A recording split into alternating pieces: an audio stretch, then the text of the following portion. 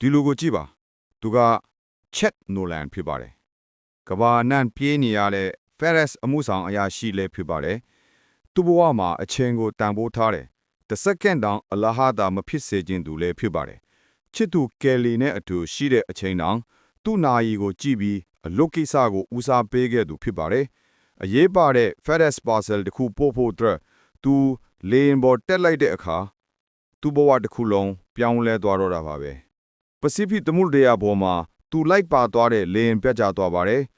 မိုးချိုးတွေမုန်တိုင်းတွေကြားမှာအသက်လူယုံရင်ချက်တယောက်တည်းသာကျွန်းငယ်လေးတစ်ခုစီကပ်အားလျော်စွာရောက်ရှိခဲ့တယ်အလုံးမှာအချိန်ကိုထိန်းချုပ်ခဲ့တဲ့သူဟာအခုတော့သူ့မှာအချိန်တွေပေါများလွန်းလို့ဘလို့ဖြတ်တန်းရမှန်းမသိဖြစ်ခဲ့ရပါတယ်သူဟာ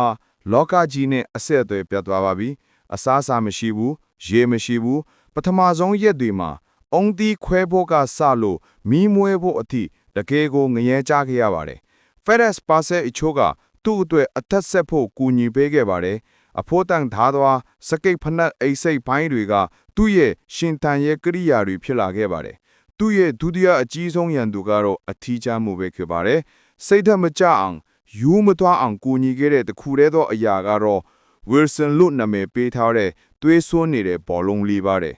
ချက်ဟာ Wilson ကိုစကားပြောတယ်ဆွေးနွေးတယ်တခါတလေရန်အောင်ဖြစ်ပါတယ်သူရှင်တန်နေတာဟာ Wilson နဲ့ချစ်သူကယ်လီရဲ့ဓာတ်ပုံကြောင့်လို့ပြောလို့ရပါတယ်လေးနှစ်ကြာတဲ့နောက်ကန်ဂျမာရဲ့လက်ဆောင်အနေနဲ့ရေအိမ်ဟောင်းအစိပ်ပိုင်းတစ်ခုကန်းကိုမျောလာပါတယ်ဒီအခွင့်အလမ်းကိုလက်မခံနိုင်တဲ့ချက်ဟာသူ့ရဲ့ပညာနဲ့ဇွဲကိုအသုံးပြုပြီးဖောင်ကြီးတစ်စင်းကိုစောက်ခဲ့တယ်Wilson နဲ့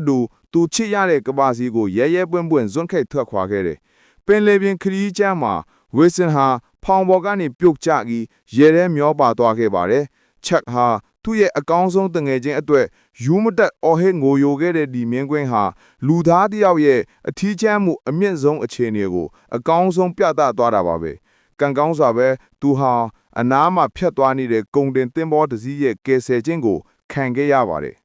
ပြန်ရောက်တော့သူကိုလူတိုင်းကသူရဲလို့သတ်မှတ်ပေမဲ့သူ့တော့အရာအလုံးကပြောင်းလဲသွားခဲ့ပြီဖြစ်ပါတယ်ချစ်သူကယ်လီဟာသူကိုစောင့်နေခဲ့ပေမဲ့နောက်ဆုံးမှာတော့အခြားသူနဲ့လက်ထက်သွားပြီဆိုတာသိလိုက်ရတယ်သူ့ရဲ့၄နှစ်ကြာမျောလင်းချက်ဟာတစေစေကွဲချေသွားခဲ့ရပါတယ်နောက်ဆုံးမှာတော့ချက်ဟာကျွန်းပေါ်ကနေမဖွင့်ပဲယူလာတဲ့ကောင်းကင်တမန်တောင်းပါဆယ်ကိုမူရင်းပန်ရှင်ကိုကိုယ်တိုင်သွားပို့ပေးခဲ့ပါတယ်အခုတော့သူဟာဘယ်ကိုသွားရမလဲဘာဆက်လုပ်ရမလဲမသိလမ်းစုံလမ်းခွဲတစ်ခုမှရပ်နေခဲ့ပြီးကောင်မလေးကယောက်ကလမ်းညွန်ပေးခဲ့ပါတယ် Castaway ဟာအချိန်မျောလင့်ချက်ရှင်တန်ခြင်းနဲ့ဘဝရဲ့အသေးပဲကိုစူးစမ်းဖော်ပြသွားတဲ့မဟာရုပ်ဖြွန်ပါတစ်ခုလေးဖြစ်ပါတယ်